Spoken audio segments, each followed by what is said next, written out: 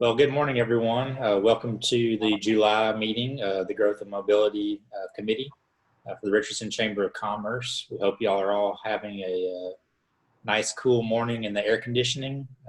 We do understand there may be some folks that are farther away that may be in a cooler environment than we are. So hope everybody's staying cool today. These are the tri-chairs for the committee. One is me, Stephen Crawford. I am the Vice President and Director of Public Works for our Richardson office for Half Associates. We're a civil engineering and architecture firm here in the city. We also have Darren Durrett. He's the Dallas Market President for BB&T, and Tyler Farrer is the Associate Vice President, Commercial Lender for Texas Bank and Trust here locally. And then we can flip to the next slide. And again, we'd like to thank Tyler and Texas Bank and Trust for being the sponsor for the Growth and Mobility Committee. And so we appreciate his support on that. All right, we're going to jump right into our presentation. I'm going to introduce Chris Gibbons.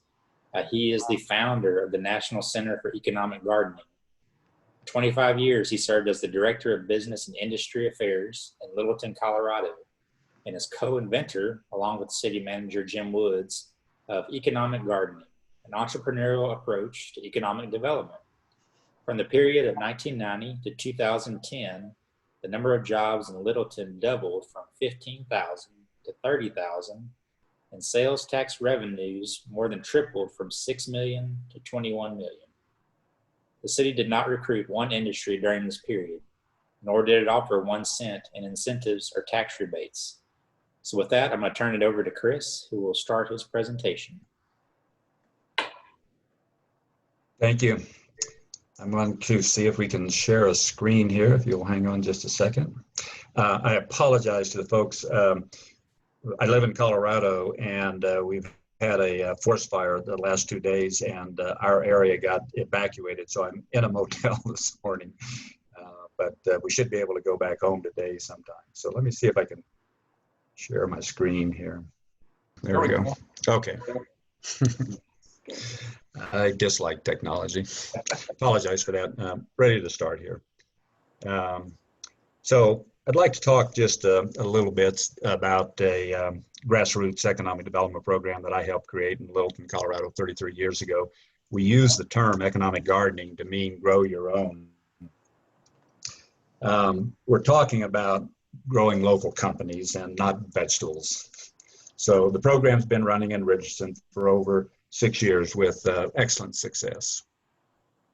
So in the presentation today, I'd like to cover, this is a quick idea of what I want to cover. There's a short backstory on how it got started. The part you may be most interested in is the deliverables of the program, and then we look at the CEO experience and success stories for both companies and programs. And then finally, some information about how to participate in the program. So in its simplest terms, economic gardening is growing a local economy by doing research for local stage 2 companies. If going out to recruit companies to town is economic hunting, then staying home to weed, water, and fertilize is economic gardening. Both elements are important in an economic development portfolio. Our experience is that the economic health of every community is most dependent on the innovation it exports to the world, and it brings money back into town. So stage 2 companies, those companies with 10 to 100 employees and 1 to 50 million in sales, they play a critical role in that process. Economic gardening provides 2 critical elements for growth: research and information to inform strategic decisions, and frameworks for identifying root problems affecting growth. Program works in all kinds of environments and situations. It's manufacturing in the Midwest, petroleum, seafood down in Louisiana, mining, Utah, defense industries in Virginia, in both good and bad economic conditions and all kinds of industries. It's about the basics of business, increasing sales. So let's take a quick look at the backstory on the grassroots program that's spread all across the nation. Want to tell you a short story about 3 towns. The first is Waukeeta, Oklahoma. Doubt if you've ever heard of this small town, but if you did, I imagine it was because you saw it in the movie Twister. That's the town that got hit with an F5 tornado at the end of the movie. There's a scene in the movie where the storm chasers are eating these big monstrous steaks at Aunt Meg's house, and the news comes on the TV that tornadoes are expected in the area. And as they speed out of town, there's this helicopter shot that rises up to the water tower with the name Waukeeta on it. That water tower is across the street from my parents' house.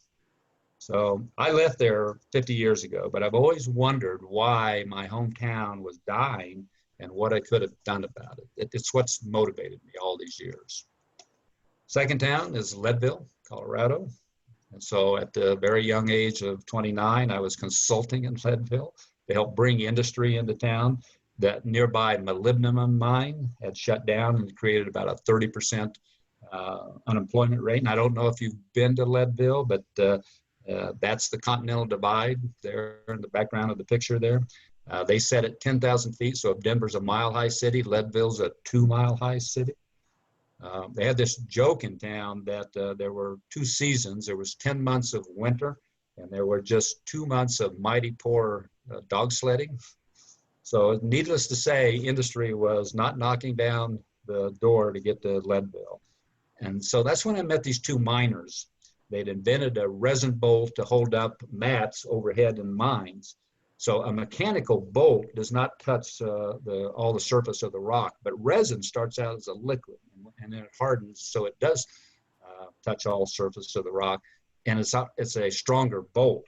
And I just kept thinking how many mines in the world could use that invention they had, and if they would just set up this local company, they could hire people and bring money into town. Well, I didn't get very far in Leadville. But about 5 years later, I started working in Littleton, Colorado. If you've never been to Denver, Littleton's kind of a south suburb of Denver. And in 1987, 89, Martin Marietta had laid off over 7,000 employees at this nearby missile facility. And council told staff to work with local businesses to create good jobs. And so that charge put us on the road to building an entrepreneurial approach to economic development, specifically by providing strategic information to these stage 2 growth companies. And we set out to grow our own in 25 years. As it was said, our job base went from 15 to 30,000. So it doubled. The town only grew about 23% during that time. So it wasn't just because more people coming to town. We actually had almost as many jobs as we had people in town. I want to show you 2 charts that formed the foundation of our thinking 30 years ago. First, most jobs are created locally. So I know this chart's a little hard to read, but down on that left-hand side are every state in the union, and on the right-hand side, as the colors are brown, are the various ways that companies create jobs. So these, they move in, they expand, they franchise, but they came from out of state. That blue swath are jobs that are created by companies that are already within the state. So if you draw a line from 80% mark all the way down, you're going to see every state in the union does more than 80%. And most of them are in the 90% range. So most jobs are created locally, whether you do anything about it or not. The second fact is that that's critical to this program. There's one category of businesses, which are these stage 2 growth companies that are producing an outsized proportion of the jobs. So this data comes from youreconomy.org. It happens to be for Colorado, the years 2015 and 2016, but it doesn't vary very much by state or time period. On the right side, down in that middle section where it says jobs by stages, count 4 blue bars down where it says stage 2. That's 10 to 99 employees. You'll note that the group produced about 38, 39% of the jobs in those 2 different years, and yet that group typically is about 10% of all companies. That ratio, 10% of the companies producing about 40% of the jobs, holds pretty constant in all the years. So what we learned is that a few companies, stage 2, are really important, and they're punching way above their weight in job production. So these companies are not in survival mode, they're in growth mode.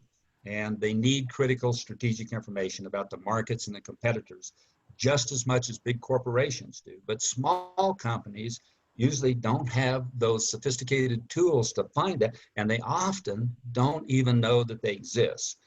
That's what economic gardening brings to those stage 2 companies. Critical research, and then identify root problems that affect growth using 5 analytical frameworks that we developed over about a 20-year period. Both of these activities consistently help stage 2 companies grow jobs, increase wealth. So just want to jump to the deliverables so you can see exactly what it is we do. The oldest and most consistent used tool is database research. These databases are like the internet, but more expensive. We subscribe to 100 of these commercial database services. They cover all kinds of industries like medical instruments, aerospace, robotics, mining, agriculture. The deliverables in this case are research reports, markets, competitor intelligence, company information, individual information, industry trends, custom research. Reports might be from national consultants like Frost & Sullivan, if you're familiar with them, or they might be constructed from our own research. Typically, they're going to run maybe 3 to 10 pages. We'll look at the next one, which is Geographic Information Services.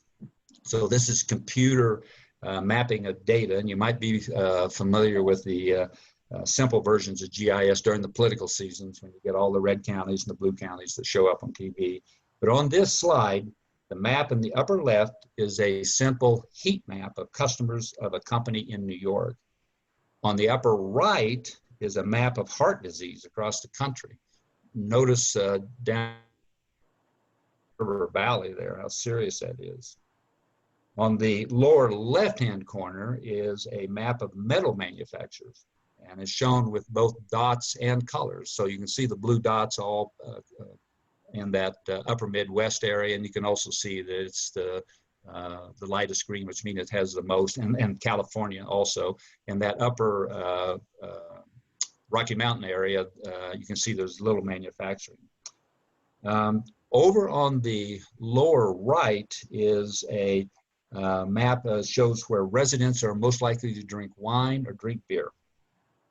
So out on the coast on the right-hand side, you can see they're mostly wine drinkers. Down through the middle of the country, you can see they're mostly beer drinkers.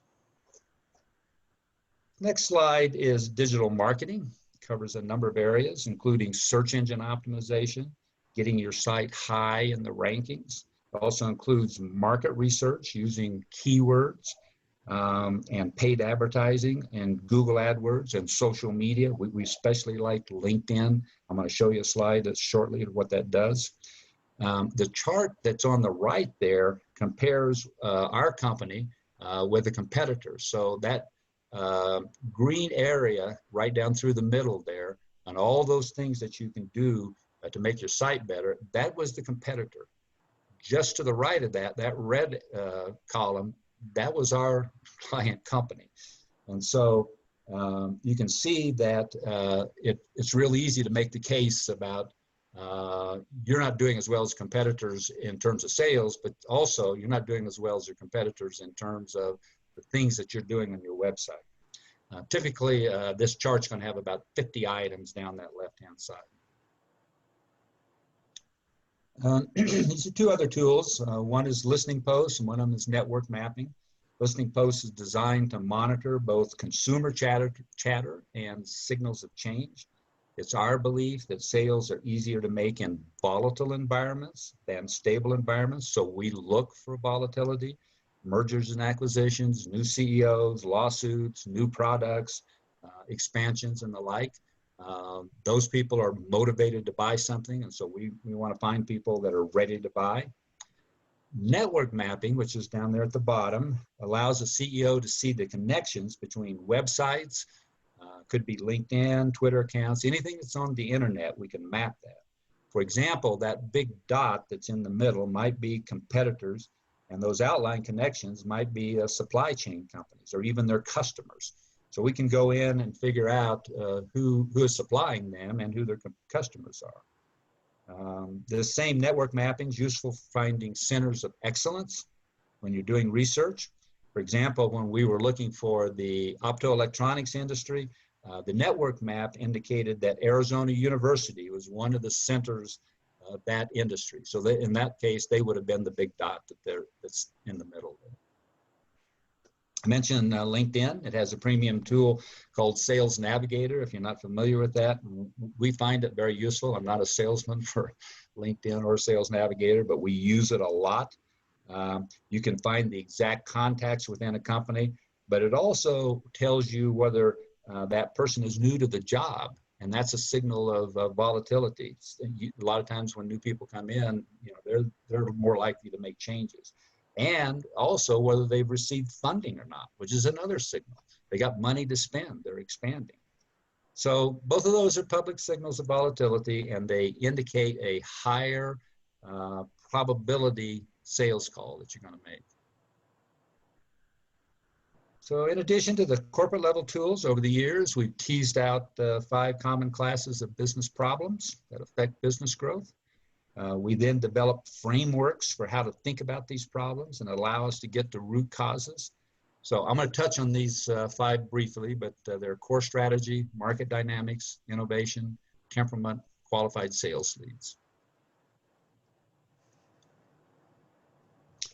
Core strategy is built around this idea that all businesses are made up of this simple formula: profit margin per item times the volume of that item. That applies to all businesses. And if it's true, it creates 4 quadrants. So if you're in a low margin, high volume quadrant, that'd be like Walmart, then you're a commodity business. And profit margins are going to be thin, about 2 to 3%, and you have to make it up in volume. And the rule for winning in the commodity quadrant is to have the lowest price, like Walmart does. If you have some competitive advantage as a niche, then you can increase margins and you don't need as much volume.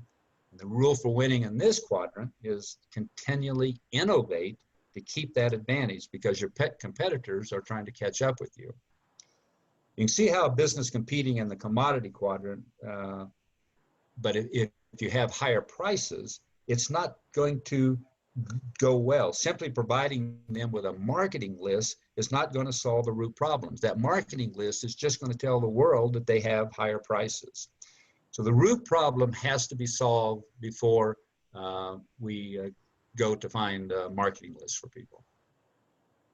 Second framework is market dynamics. It's a 3-way tension between customer, competitors, and your company. We do a lot of research in these areas, including size of market, the growth, disruption in the markets. We do competitor intelligence, operations and strategies. We do a lot of work with company business models. It's our belief that a changed business model can be just as effective as a good marketing plan for increasing sales. Innovation is the third framework. No matter which quadrant you operate in, commodity or niche, you need to constantly innovate. If you're competing on price, then you need to innovate efficiencies, get your costs down. If you're competing on differentiation, newer, better products, then you need to constantly innovate to bring new products to market. Keep that gap between you and your competitors. But in both cases, you need to constantly innovate. The real question is how much to innovate and when. And that's determined by the stability or the volatility of the market in your environment. In stable markets, management is focused on exploitation, making existing products more efficiently. And in volatile markets, management is focused on exploration, constantly bringing new products to market, like Apple does. Next slide is about temperament. Given that bosses have temperaments and customers have temperament, competitors have temperaments, employees have temperaments, this issue becomes important in how you get things done. We see temperaments like preferences. It's the same as whether you're right or left-handed. So I'm right-handed, and it's not that I can't do things left-handed, but I'm much better at using my right. Getting people slotted right so that their preferences match up with the job requirements needing to be done solves a lot of your HR problems. Think, for example, about the impact of introversion and extroversion on a sales position. We also talk about temperaments as filters that give us 4 different outlooks, and that all of those perspectives are needed. Temperament language also affects how you communicate with your employees and how you influence your peers. And it's a big factor in customer satisfaction. Final last framework is qualified sales leads. We use this disciplined process that starts with building a profile. So say all printed circuit boards, manufacturers, revenues of 5 million, 5% growth rate, 4 southwestern states, something that's a profile that allows us to go look for it. And so from there, we go to our list of 17 million businesses, all the businesses in the country, and we put together that universe. That's easy. That's a half an hour at the most to find that list. But more importantly is cutting that list down to who's actually in the market today, who has motivation to buy right now. So finally, we track down all that contact information and make a determination on the media channels to reach the target groups. The difficult step, as you might expect, is that 3rd step in there, people who are about to buy something, because that's where change is going on. So I want to briefly just run you through the CEO experience, what it looks like if you're a company that's enrolled in the program. So if I'm a CEO running a 2nd stage growth company, I probably first learn about the program when a local economic development professional contacts me and encourages me to participate. I will receive a packet of information explaining the program. And if I'm interested, a link to the application will be sent to me. Assuming I meet all these qualifications, notified I've been accepted into the program, my next contact is going to be with a team leader on a discovery call. During this one-on-one time, the team leader is going to ask this series of questions about my background, about the history of the company, customers, current issues facing the company. And the team leader is going to try to focus down on 1 or 2 issues that match up well with the skills of the team.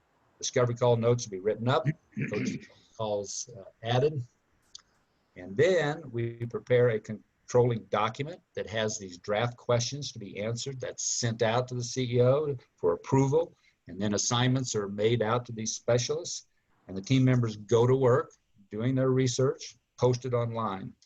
They also give the CEO a debriefing call to answer the questions in short form and provide highlights of their full research. At the end, there's a closeout call, a written survey. Was the work useful? Did the questions get answered? Did we miss anything? Were there other questions that came to mind? Were the team members helpful? So the program administrators also conduct their own job and revenue creation surveys at the end of the year. Just make a couple of final points here.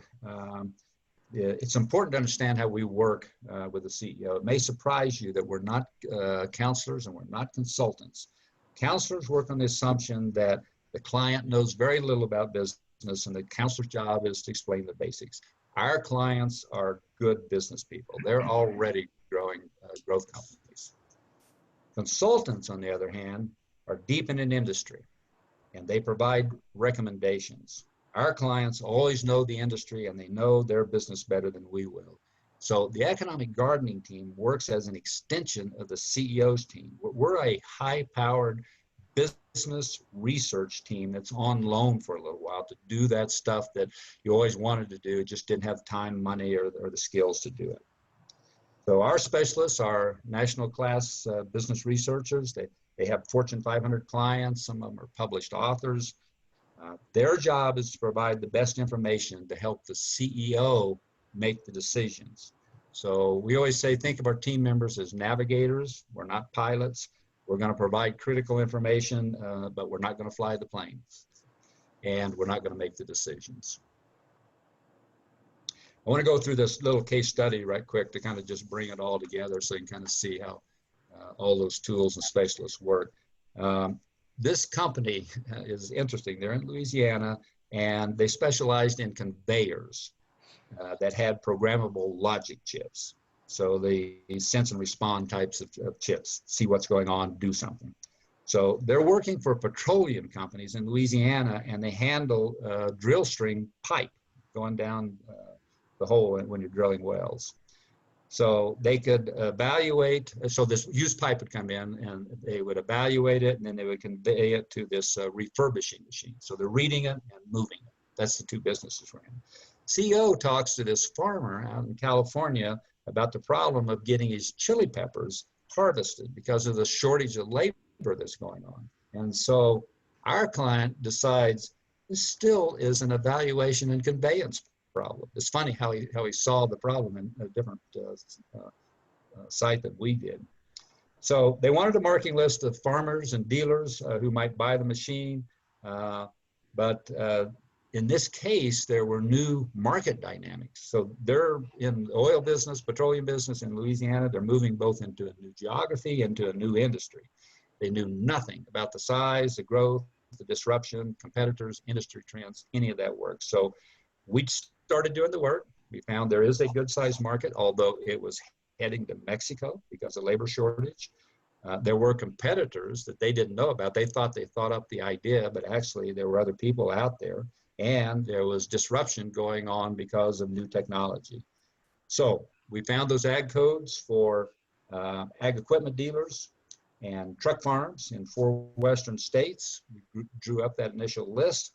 We used the web crawler on those websites to look for specific words like chili peppers. We then used IBISWorld, which is one of these services, to find out who was growing. We established a listening post to pick up signals of volatility that would indicate potential customers who already had a motivation and were looking for the best solution. And then finally, we used that network mapping to spot potential customers of their competitors. So the end result was a qualified sales list that had high probability for sales. I'd like to close out answering this question. Does the program work? The answer is yes. Economic gardening is the oldest, best tested, most proven entrepreneurial approach to economic development in the country. It has become the gold standard for entrepreneurial programs. This is a sampling of outcomes in Kansas. The companies produced jobs and revenues at 11 and 23% rate when similar companies at the same time had maybe 6 and 4% growth rates. State of Florida, been running this program since 2009, has reported over 4,000 direct jobs and about another 8,000 of secondary jobs. They had an increase of $81 million, a net increase of $81 million in tax revenues. Is $9 for every dollar they put into the program. Minnesota, increases were 36 and 17%. Louisiana, 2,000 jobs, 300 million revenue. Rochester, New York. These are all long-running programs that we've been working with, most of them 8 to 10 years. Rochester's up close to 1,000 jobs with a 32% increase in revenues and 170 million in new income. So economic gardening's been around 33 years, operates in all parts of the country, in all kinds of economic conditions, but it produces the same consistent results no matter where we run it. Final slide here about success. There's in Richardson, we've been running the program for a while. There's 19 companies that participated to date. You can see on there that InTouch Controls has received an $8 million equity investment. SS&G merged with another company. These other companies all were acquired down the road. All of that indicators of growth. So that ends the presentation. You can see John Jacobs' email address and phone number on there. There's also a website for economic gardening down there at the bottom. It's economicgardening.org. I'm going to turn it back over to John to take the questions, and we'll go from there. John? Well, that's good, Chris. Really terrific presentation. And you know, we've here in Richardson, we have really enjoyed this program. It is a unique small business service that not a lot of, I don't think there's any other North Texas communities are doing economic gardening. And when we talk to the CEOs after the program has ended, universally, they've all said, wow, this was a lot more than we thought we were going to get out of this. I think it really helped them sharpen their thinking, give them some new ideas and some very valuable ideas. And of course, this program with our Richardson Economic Development Partnership is something that we promote to qualified small businesses. I think the biggest hurdle that a small business has to be eligible for economic gardening is they have to have a product or service that can be sold outside of the region. Would you agree that that's for a lot of small businesses, they're just never going to have something that is going to have, there's going to be a market for it outside their local region? Yeah, it's actually one of the hardcore thresholds that we require. The other one being that size, the 10 employees, $1 million in sales. We're not a program intended to serve all small business. We're a very specific program for a very niche group of people. But that group of people are really important in any community because they're the people driving the wealth. Once they bring that money into town, then the other businesses, the stage one, the smaller, the Main Street, the retail, the local market kinds of businesses, they can circulate that money in town, and then everybody starts to get better. Right. So yes, absolutely. Yeah. Any other particularly memorable assignments that you've had over the years? Having done how many of 3,500, 4,000 economic gardening assignments and over the course of time? I can think of a week that had 2 assignments that show you the diversity in this thing. At the first of the week, we were working with a company who made a digital scan of Manhattan. They took that file, sent it out to California to use in the Spider-Man movie. That wasn't a real set. There wasn't even anything real. It was all digital with Spider-Man flying around it. And it was just like the technology and just the scope of what they were doing was just incredible. Later that week, we worked with this Amish company that made Amish furniture, which has a reputation for being really high in furniture. We're doing all the research, but he didn't have a computer, so we sent the file to a company in town who then printed it off and then got in the car and drove it out to the Amish farm so he could see the research. And I mean, that's kind of the scale and scope of what we're working for. I always used to say, one of the companies we worked for was a porch banner, and they were in Kansas. And you look at it and you go, you just think that's not very important. But she was selling all over the nation. And she was in this little small Kansas town of like 2,500 people. And she was one of the key people bringing money into town. And so we don't have any restrictions on industry. Our concern is sell outside of town, preferably sell innovation outside of town, and just meet that criteria of 10 to 100 employees. So, yeah. So you've had some interesting observations about, in general, the Richardson companies that you've worked with in the past. Can you share that observation? Without revealing the work that we did, here's my general perception is they're very, very sophisticated companies. They're almost all high tech. Sometimes a company we worked with a couple months ago did precision atomic manufacturing. That means they arranged molecules to build things. We don't run into that company very often across the country. So it's always fun working with them. I mean, we've got to be at our top of the game when we work with Richardson companies, because they're so sophisticated in terms of the products and the stage that they're in. It's a lot different than working in a Western Kansas ag town. Yes, yes. Well, personally, when we were introduced to this program back 6 or 7 years ago, I was somewhat skeptical about it. I thought, well, there's a lot of different programs that are designed to help small business, but what are the, I'm kind of a mathematician at heart, and so what are the empirical proofs that this stuff actually works? And I think you had a slide here devoted to the numbers in terms of new job creation, new tax creation, and so forth. And so that was very, very impressive to me. I mean, it's a program that's not only very insightful and well constructed, but it really and truly works. And it does help these second stage entrepreneurial companies grow like nothing else. And it's a fabulous resource. And sometimes I feel badly because there's not more companies that are actually aware of this. This actually exists and is right at their fingertips if they qualify and they choose to participate in it. And their investment, their time investment is their only investment in the project. And what is that for the CEO, Chris, over a period of 2 or 3 months that a economic gardening program is going on? Typically, how much time would a CEO spend? We'll probably need 10 to 15 of really intense, concentrated hours. We always tell them on the front end is we need to get a hold of you quickly, and we need your full attention. And by and large, because they're growth companies, getting the full attention of a growth company CEO is hard to start with. But it's not a major time investment, but it's an intense time investment. And we need the CEO on the call.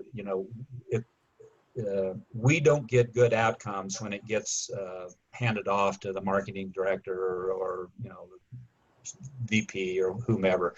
We deal with big questions, and we deal with questions that the CEO is going to make the decisions on. So it's important for us that we have them and we have their full attention while we're doing this work. So the major time is doing that front end discovery call, get us up to speed so we know who you are and what you're doing. And then secondly, our specialists are going to report out. They're going to file those, do the research, file the reports, and then they're going to do a debriefing call. And so we need them on that debriefing call. Usually between those two, there's some places in there where we need to get a hold of the CEO, ask some more questions. Hey, boss, are we working on the right thing? Sometimes they'll say, hey, we know all of that. Don't do any more work in that area.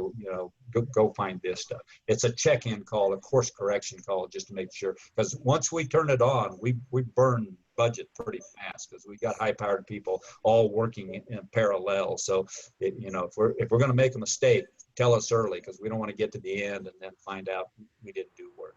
Those are just all hard lessons we've learned over the last 30 years or so. Right. I think one of the most interesting, so over the course of this 2 or 3 months that an economic gardening assignment is going on, there's a number of phone conference calls, maybe Zoom calls now, that are done with the company to both present the results that you've come up with so far and also give them an opportunity to, is this the right path? Is this what we're looking for? So kind of double check that you're headed in the right direction on that. So in that process, how do you talk a little bit about this? You mentioned there's a national team of experts that you have at your disposal. I guess these are folks that you've worked with over the years and so forth. So when you do that first call, that's the discovery call. That's where you're really getting all this information about the company and what its needs are.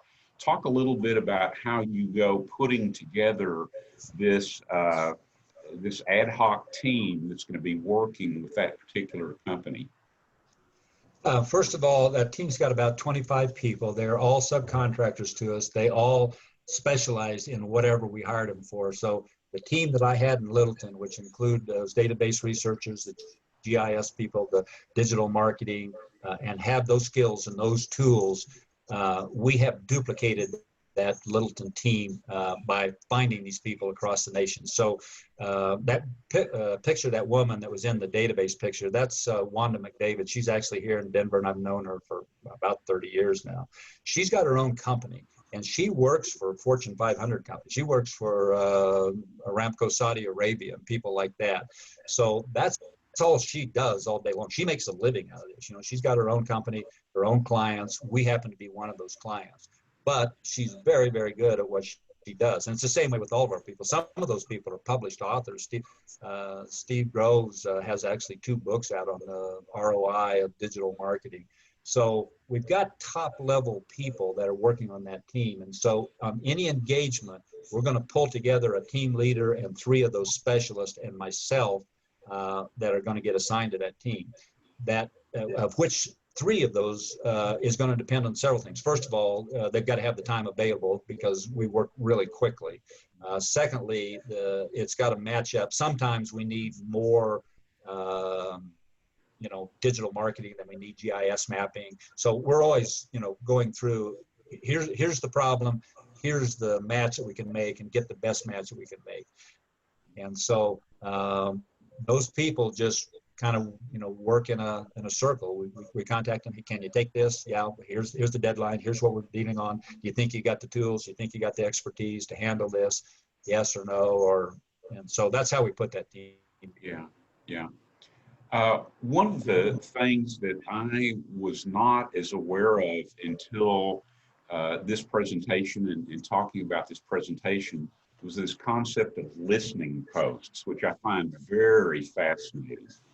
Listening posts are, I guess the name derives from the fact that this is a place that you need to be in order to, you, the company, the small business owner, need to be paying attention to, because this is where your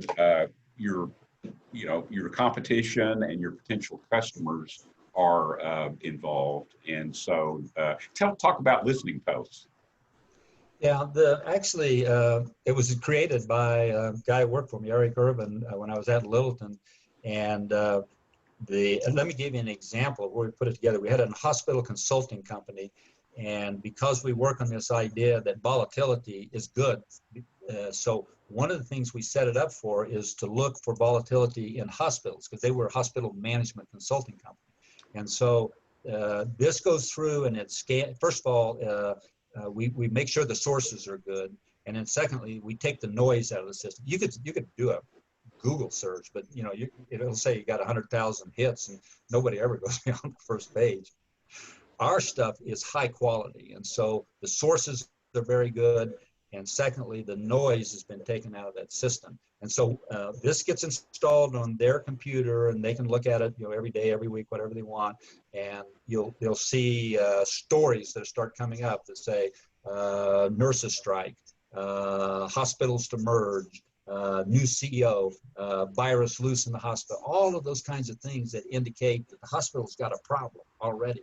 And because that's who you want to look for. That's who you want to make your sales call on. You don't want to go call on somebody that's happy with, we like our vendors, we like our software, we like the people that we're dealing with. That's a stable situation. And go in there and try to break that relationship. That's hard to do on a cold call. But you go in there with somebody that's already got this hot potato problem that they're dealing with, and you tell them that you're in the hospital management business, you've solved the first problem. You don't have to convince them to have a motivation.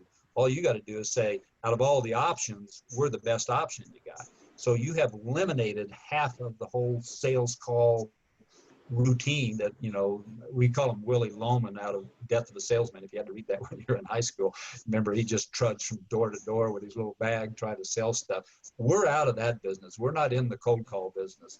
We are in calling on people that have already got a problem out there.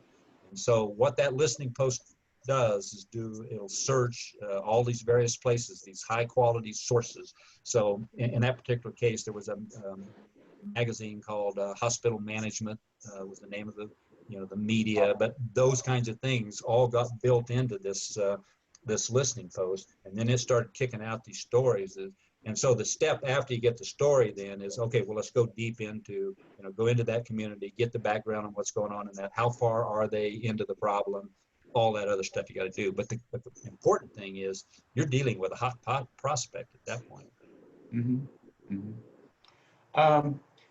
I'm thinking about the fact that we're in a very strange time, a surreal time in America and really throughout the world today and so forth. And so a couple things related to that. Has economic gardening changed any as a result of the new normal that we're experiencing? And also just in general, the evolutionary changes perhaps that you see in the future for economic gardening? In the short term, most of the stuff that we're dealing with is about pivoting. It's like, okay, I've been in this business. What do I do in this business? I'll give an example. In Virginia, there is a company that is the largest maker of movie screens, and particularly outdoor movie screens. So when you go to a concert and that thing that's 40 feet wide or whatever, that's the business they were in. And plus they were in the indoor business. And you can imagine their whole revenue is dependent on theaters being open.